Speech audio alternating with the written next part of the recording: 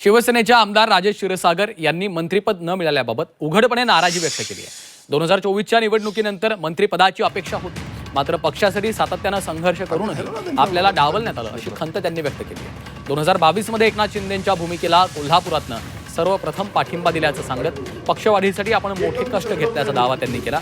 उपमुख्यमंत्री एकनाथ शिंदे त्यांच्यावर नाराज नसल्याचं स्पष्ट करत 2.5 वर्षांनंतर मंत्रिपद देण्याचं आश्वासन मिळालं असून त्याची अपेक्षा कायम असल्याचं क्षीरसागर यांनी म्हटलं आहे.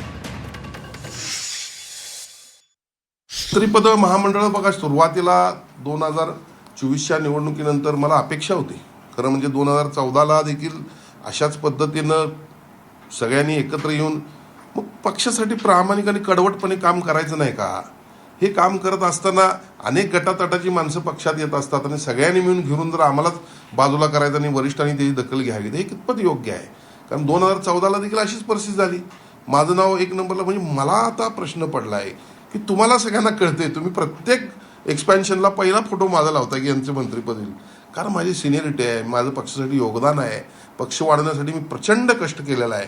आणि असं असताना 2022ला देखील 2022ला अख्खं कोल्हापूर उलटं मी एकटा अंगावर घेतले. सगळ्यांना माझ्या घरावर मोर्चे आले, नंतर एक एक सगळे आले पक्षात.